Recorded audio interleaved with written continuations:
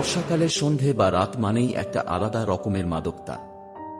বাইরে ঝমঝমিয়ে বৃষ্টি পড়ছে, জানলার কাছে জলের ফোঁটার শব্দ, আর মাঝে মাঝেই মেঘের গুরু গুরু ডাক। এমন থমথমে পরিবেশ যেন এক্কেবারে পারফেক্ট কোনো গাছুমছুমে ভূতের গল্পের জন্য। এই আবহে যখন চারপাশটা নিস্তব্ধ হয়ে আসে, তখন চেনা ঘরটাও কেমন যেন অচেনা আর রহস্যময় মনে হতে শুরু করে। আজকের গল্পটাও তেমনই এক বর্ষার রাতের। তাহলে আর দেরি কেন? ঘরের আলোটা একটু কমিয়ে দিয়ে গায়ে একটা চাদর টেনে বসে পড়ুন।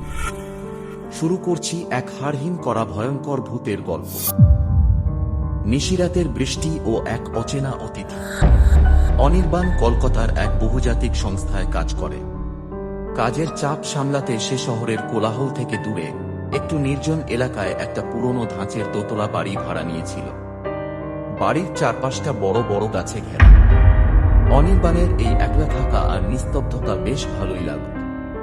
কিন্তু সেই রাতের পর থেকে তার ধারণা চিরতরে বদলে যায়। সেদিন ছিল আষাঢ় মাসের এক শনিবার।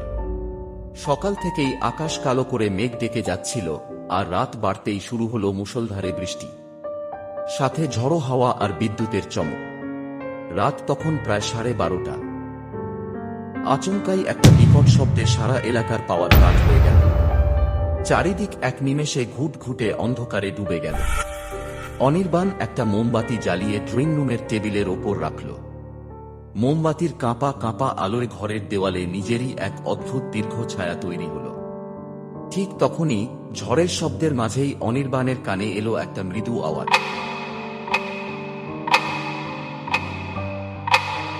কেউ যেন বাড়ির সদর দরজায় নক করছে।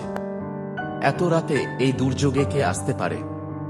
অনির্বাণ একটু ইতস্তত করে দরজার দিকে এগিয়ে গেল।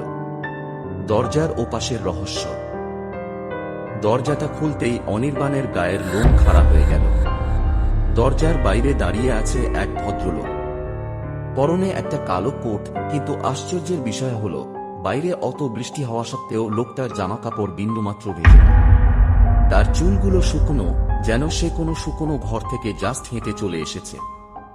লোকটার মুখটা মোমবাতির আবছা আলোয় ভালো করে দেখা যাচ্ছিল না, তবে তার গলার আওয়াজটা ছিল অত্যন্ত গম্ভীর এবং খসখসে।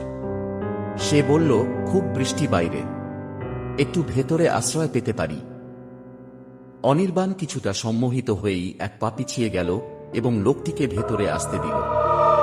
ড্রয়িং রুমের সোফায় লোকটা গিয়ে বসল। অনির্বাণ ভদ্রতার খাতিরে বলল, আপনি বসুন, আমি রান্নাঘর থেকে আপনার জন্য এক কাপ গরম চা নিয়ে আসছি। রান্নাঘরের সেই ভয়ঙ্কর শব্দ। রান্নাঘরে গিয়ে অনির্বাণ যখন গ্যাস জ্বালিয়ে জল গরম করছিল, তখন তার মনে খটকাটা আরো বাড়ল। প্রথমত, লোকটার শরীর থেকে একটা সোঁদা মাটির এবং পচা পাতার তীব্র গন্ধ আসছিল, যেমনটা অনেক পুরনো কবরের পাশ থেকে আসে। দ্বিতীয়ত, বাইরে অত ঝড় বৃষ্টি, কিন্তু লোকটার শরীর থেকে এক ফোঁটাও জল ঝরেনি। চায়ের কাপ দুটো ট্রেতে সাজিয়ে অনির্বাণ যখন ড্রয়িং রুমের দিকে এগোচ্ছিল, ঠিক তখনই একটা তীব্র বিদ্যুতের চমক খেলে গেল। সেই তীব্র আলোয় জানলার কাচ দিয়ে ড্রয়িং রুমের ভেতরের দৃশ্যটা দেখে অনির্বাণের হাত থেকে চায়ের ট্রেটা পড়ে ভেঙে গেল।